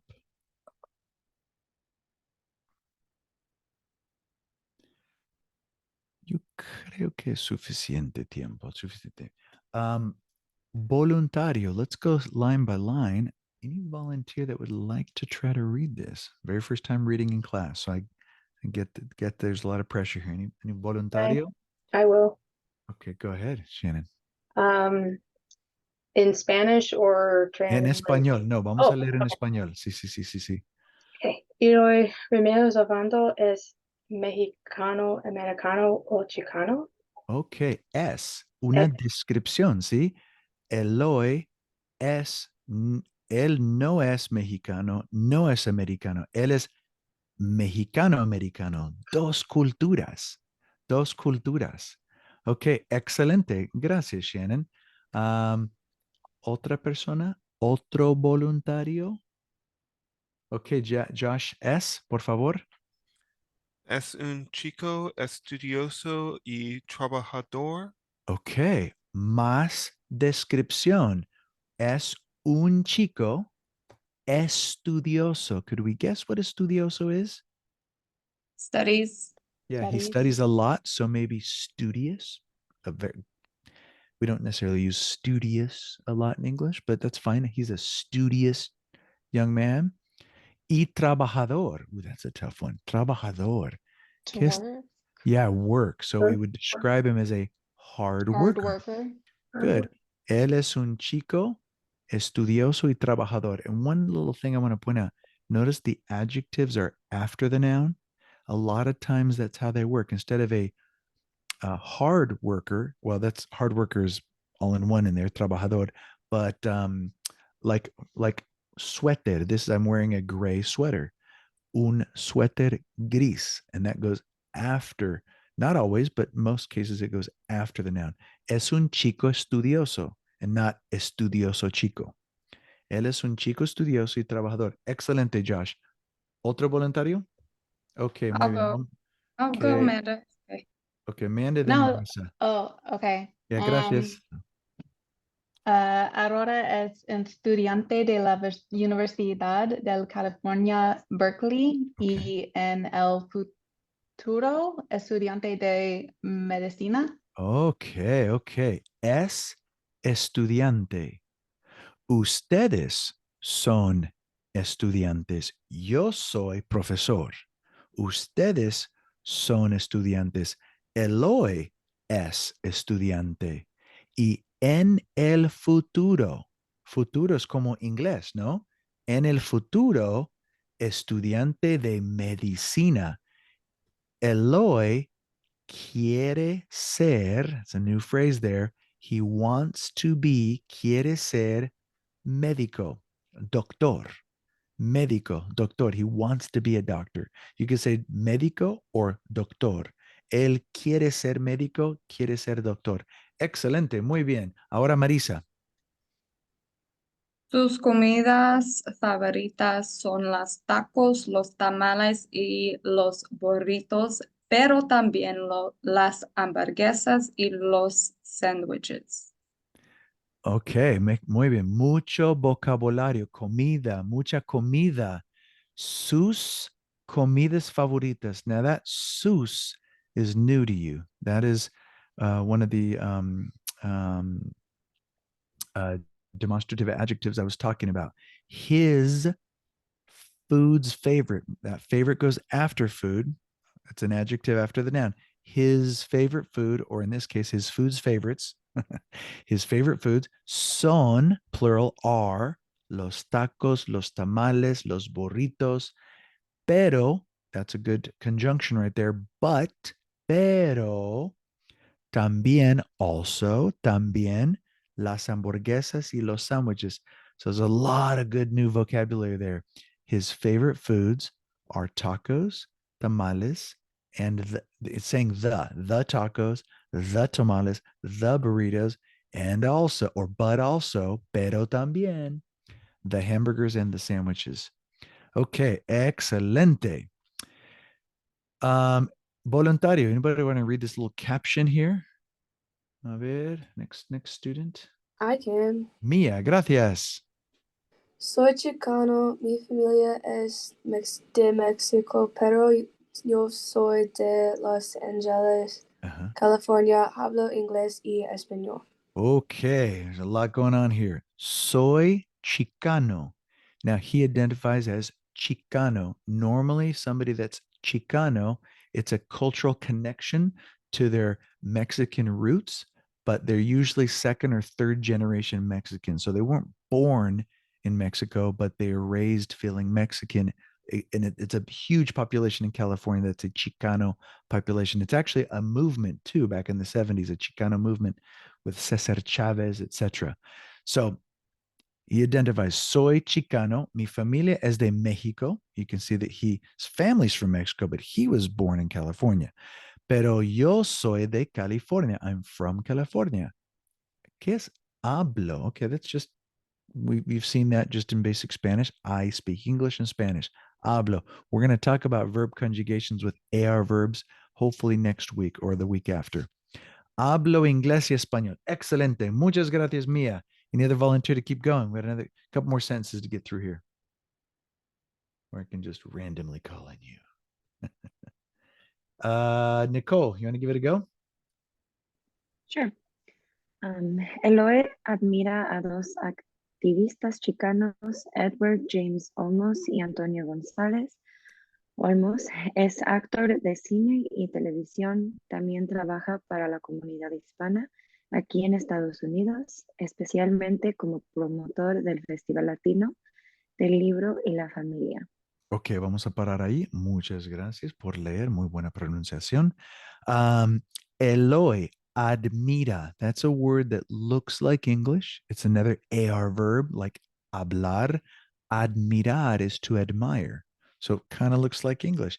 You'll find out that there's a lot of cognates, words that are extremely similar. Hamburguesas, hamburgers. Admirar, admire. There's a lot of false cognates too. You're going to see words that you think are what they should be, but they're not. A fun one that I like to bring up is embarazada. Embarazada sounds like embarrassed, but it really means to be pregnant. So you always got to watch what words you're saying. Eloy admira a dos activistas. If you're curious on why there's the a, admira a, dos, admirar a, that word is followed by a personal a, and it's a grammatical point that I'll make sure that I mention later on why. But usually when they're objects of the sentences, like two activists, two Chicano activists, they're objects of the sentences. There's something called a personal a that's required before it. Like if I said, I visit my mom, visito a mi madre. Even though I'm not, there's no translation. I visit my mom. It should be visito mi madre, but that is right before mi madre because mi madre is the object of the sentence. Little grammatical info for those overachievers out there. So dos activistas chicanos, Eduardo, good, beautiful. And then you continued, thank you. Olmos es actor, describing actor de cine, películas, actor de cine y televisión. También, we saw that word above here, también also trabaja. Now, somebody pointed out trabajador. It's an adjective, hard worker. But trabaja is a verb. It's also an AR verb. Also, he works. Él trabaja. He works. Para la comunidad hispana, for the Hispanic community here, aquí, en los Estados Unidos, in the United States, Estados Unidos. Especialmente, that's very similar to English also, especially como as promotor del Festival Latino del Libro, a promoter promoting a Latin festival del libro, a Latino festival and of the book. So it's Festival Latino del Libro y la Familia. So a Latin festival, a book, and the family. Now we have a couple extra sentences that we want to get through here before our next activity. Voluntario, anybody want to go, or shall I just call on somebody random? Let's see here. Carter, you want to try that?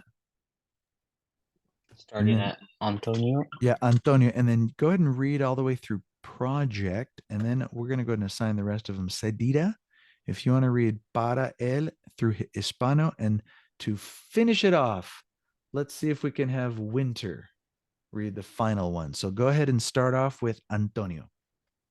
Antonio González es presidente de una organización que promueve el voto de los hispanos, Southwest Voter Registration Education Project. That's obviously in English there. Yes. Es presidente, president of an, now we got the una, we learned that today, una organización.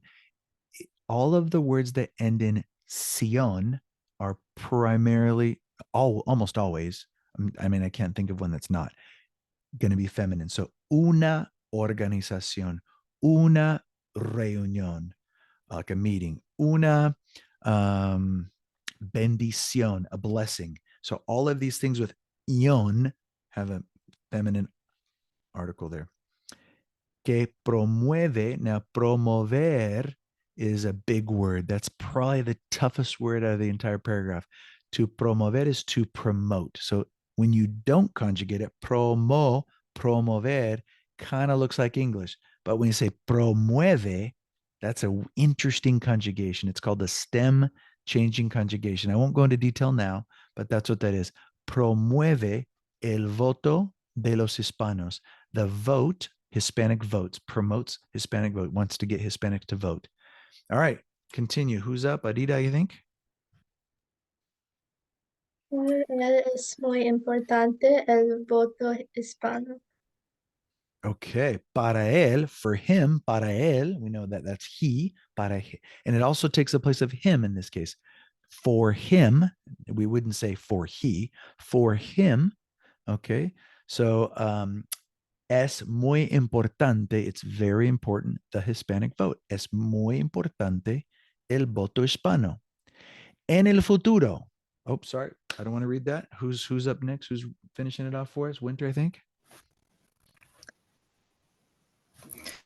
En el futuro, Eloy planea ser médico y activista como estos dos chicanos. Muchas gracias. Excelente.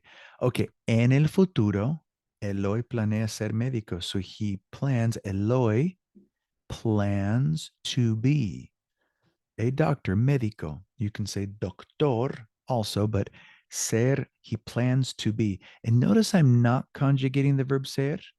The reason why I'm not conjugating the verb ser to es is because I've got this verb right in front of it. Eloy plans to be. And you hear it in English too. I want to be.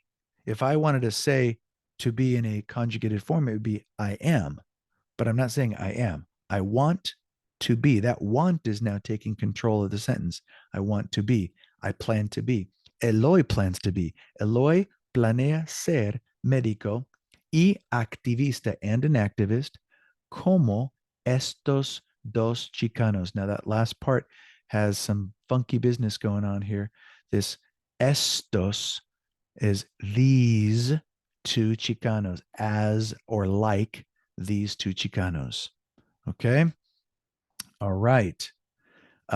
Let's go ahead and let me go ahead and take, oh, whoops, that's not what I wanted to do. I just completely lost my slide here. I did the same thing as I did last time. I've got to figure out the trick to that so I don't drop it when I stop sharing.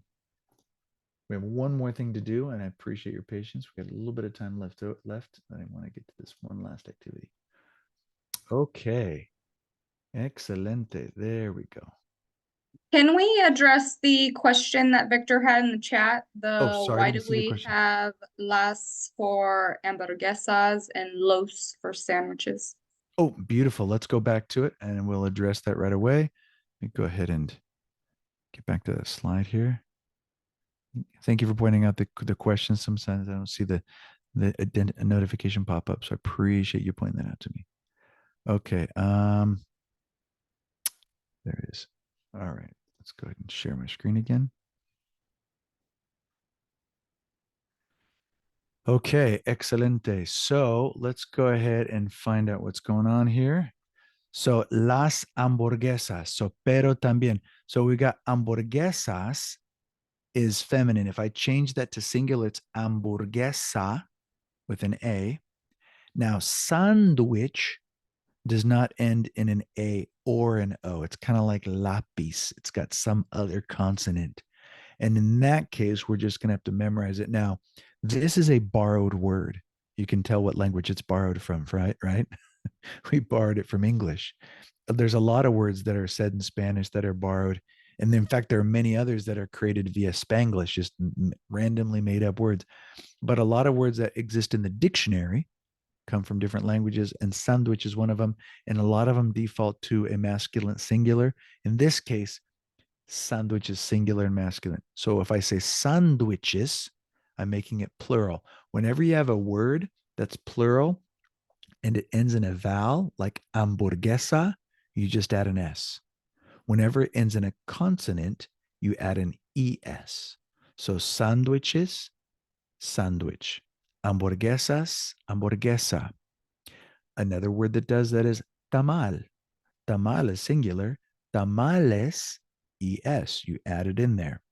Versus taco, tacos, just throw an S because it's taco. It's got a vowel there. But sandwich is masculine. That's why it's los sandwiches versus las hamburguesas. Thank you for the question. So I didn't address that earlier. Excelente. What does promover el voto mean? Oh, hopefully I answered that. To promote the Hispanic vote. Promover is to promote the Hispanic vote. Now let's see here. Curious that the proper nouns of Hispanics, Espanol, and oh yes, that is yes, very curious. There are certain things that are capitalized in English that are not capitalized in Spanish. And one of them is languages. So Inglés and Español are not capitalized in Spanish. And here's some other ones that do that.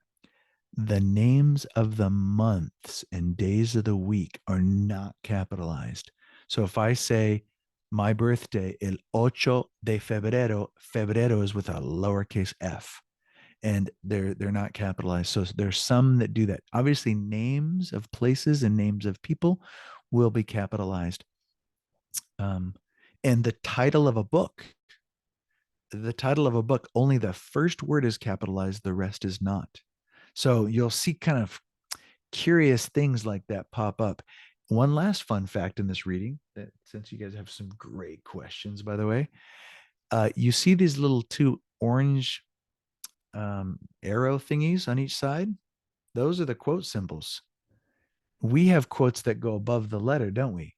We got quotes that our little quote on our keyboard. If I were to look at the keyboard, it's right next to the return sign, the two quotes. These little caret thingies that are right below the K and the L, you type in twice, dun, dun, dun, dun. In Spanish, that's the quote symbol. If you read a book in Spanish, you'll see that the quotes are like that. The quotes are little carrots on each side. Very funny. And one other thing, I'm sorry to go off tangent. When you're dealing with numbers like dollar amounts, like $3.55, the comma is the period and the period is the comma. So if I say 1,305, I'm going to say 1,001.300 comma and then 05 if I'm talking about money or currency. Very interesting. Okay. And we'll point those odd, interesting things out as we go. Okay. Una actividad. Yes, I want to be able to squeeze this in. I know we're running out of time. I would like to put you in breakout rooms to have a little bit of interaction. But before we do that, I'm going to give you a minute or so to prepare. We have learned soy, eres, es, somos, sois, son. Now, I know that at the beginning of the lesson, we saw some adjectives to describe like tall, short, young, old. I want you to pick two examples and hopefully as many adjectives as you can think of. Right now, we're at the very beginning, so it's hard to think of some. But think back to the lesson we had. In fact, you can even quickly look it up on the computer and what the adjectives are and Google if you want for this activity's sake. But I'd like you to think of one or two descriptions of yourself. Yo soy joven. Yo soy alto y delgado, for example. And then think of somebody in your personal life. Mi esposa, my wife, mi esposa es baja y guapa. She's short and beautiful. Whatever I want you to describe yourself with two things and you're another person. The reason why I'm having you do that is because if we take a look at the discussion board for this week, I've posted it already, but let me go in quickly in there. If we go into the discussion board, you're going to see that there is a prompt in there. And I always like the discussion boards because I am able to listen to your Spanish and I'm able to critique you. In fact, everybody that has posted their presentation video, presentarse, I've already have given you feedback. There are a handful of you who haven't done it yet. And all of these assignments are due tomorrow, by the way. But I always love to give you a verbal response. So if you want to listen to my verbal response, please go into what is, you'll see grades. You'll click on grades and then go to the assignment, go to that discussion board 1, click on that, and you'll see my little video of me giving you feedback. And as we get deeper into the semester, the feedback gets more extensive because you start making errors and you start saying things. And I pointed out, I'm like, wait a minute, make sure you do that. Make sure you do that. Oh, you said this. You said yo es instead of yo soy. And I try to point those things out. Some students don't take advantage of that feedback, but it's really good for you to listen how you're progressing. So that's one thing that I forgot to tell you at the beginning of class. Please do that. The next board, it's como eres. The title of the next discussion board is como eres, and you're going to have to describe yourself. So let's try to practice that now a little bit to get the feet wet. Take about a minute or two, write down on a piece of paper two things. I'm this, I'm that, and then think of somebody in your personal life. So-and-so is this, so-and-so is that. I'm going to put a timer for a minute while I set up these breakout rooms, and I'm going to put you in groups of 3 or 4, and you're just going to share with each other your examples so you can hear each other use the language. I want you to be able to do that. So see if I can.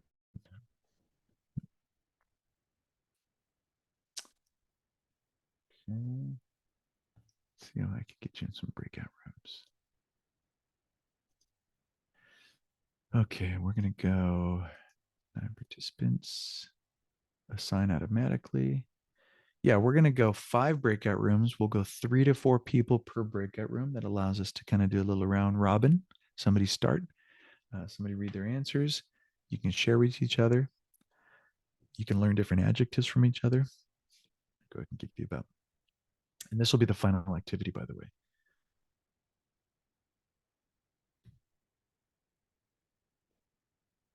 Think about how you want to describe yourself. Yo soy, mi madre es, mi padre es.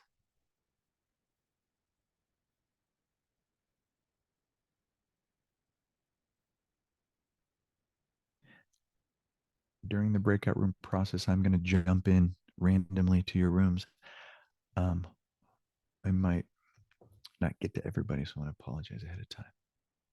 Give me about 30 more seconds to kind of think of 2 quick descriptors. How are you going to describe yourself?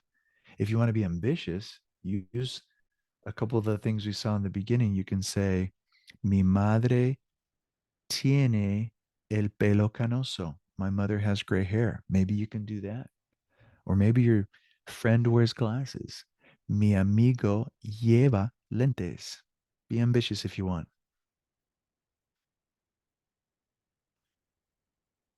Okay, I think that's good enough. Let's go ahead and get into our breakout rooms. And once you're in there, there's a couple of you that don't have your cameras on, but if you're in the breakout room, it's always nice to see each other. So if you can turn on your camera in the breakout room, that would be fabulous. Okay, here we go. Open all rooms.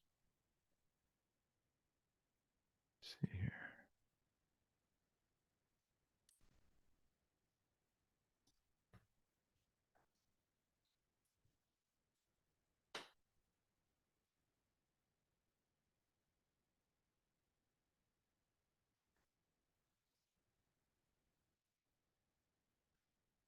Okay, I think I'm in your breakout room. Or not.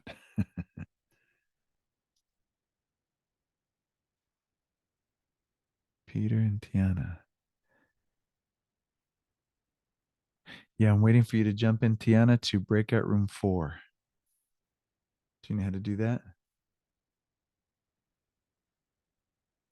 Peter Vang, are you there? Peter. Hello, Peter.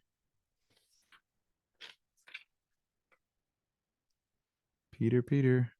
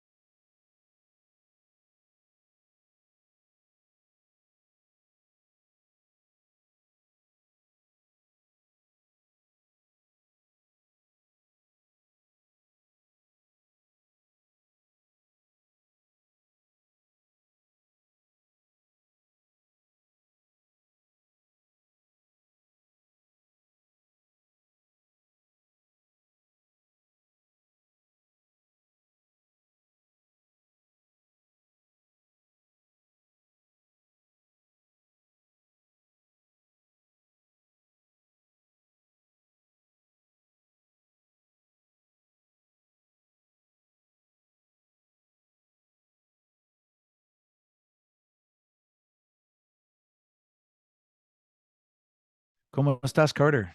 Bien? Bien, gracias. ¿Y tú? Bien, good. Pues estoy muy bien. I'm realizing that getting out of that breakout room automatically mutes everybody, including myself. Jumping back in and out. I'm muted. Okay, everybody's coming back in. I had a question about the homework. Yes, indeed. I got an For answer. the pronunciation assignment 1 and 2, it's not allowing me to move past part 1. Now, there is a student that sent me an email I responded to. Was that you, Marissa? Yes, that was me. I didn't look at my email, so I figured I'd just throw the question out there again. I was actually hoping you'd jump in my office hours because right when you sent it to me, I'm like, oh, she's online. I responded right in that moment. I'm like, hey, hop in and I'll show you. Oh, sorry. No. That's okay. That's okay. It, if you look at the top of the I wonder if I can quickly show you it. If you look at the top, I actually sent you a screenshot of it. Okay. Or I typed it in. I typed it in. But when you click on the assignment and you see the options of hitting play and you're hearing the pronunciation, then you have to record your voice. At the very top, there's going to be 1 of 7 or 1 of 9, and there's these two little arrows on each side. I see that you've recorded. You do have a valid recording, but you need to advance to hit the little Yeah, arrow thing to the right. but my arrow, it says score answers. It doesn't say go to the next part. It's like not allowing me to get into the next portion of I it. tell you what, could you hang Mine's around doing for the 5 same minutes and we'll check thing. it out? Yeah, I can. Yes. Is everybody else having that issue? That's interesting. The pronunciation one, the quick, it's just going through quick pronunciations. Like I Huh. can't, because the first assignment is through part 7. I can only do part 1, and the second one is through part 3, and it's just not allowing me to move past part 1. Score answer is Okay. just for that one part. Is it? Yeah. Okay, maybe I'll hit it and if I hit it and it scores everything, I wasn't trying to not do the other parts. It just, I guess. If I'm seeing that everybody's having an error, that's just a simple pronunciation assignment, and Okay. I'll just default to full credit. It's nothing that's gonna hinder anybody's understanding. It's just a pronunciation exercise, and in the end, if there's scattered results, I'll just default to full credit. Okay. Yeah. Perfect. Yeah, we'll just do it that way. Obviously, if there's any type of hiccups or lack of understanding on what to do, those office hours are pretty prime time to come in and jump in. One last thing, because I know we're ending the class. I just want to point out again that let me say I ended off here. I just want to point out again that we not only do I want you to go through the module, but really try to find time to do some consistent things on a daily basis. Listen, read. I threw out a couple options on podcast. That document that I sent in the chat, it's got a lot of good sources there. Maybe 5 minutes a day, something to get that exposure. I know that you're busy, you got a lot going on, but consistency really helps. And one last thing is that whole writing. I found mine. I didn't have it the other day, but this is what I write in this little thingy on a daily basis. And I pick, when I say that, I'm referring to Italian because it's a third language that I'm acquiring, and I'm getting pretty proficient at it. But it's only because I'm writing in the things that I want to memorize, and it kind of retain it a little bit more. And I recommend that you do that consistency on a daily basis. But anyway, you guys have been great troopers. We went through a lot of stuff, a lot of practice. Thank you for hanging in there. 2 hours online. The consistency is draining on our system, but I appreciate you hanging in there. I will stick around for a couple minutes if you have individual questions. But aside from that, adios. Muchas gracias. Y nos vemos la próxima semana. Nos vemos.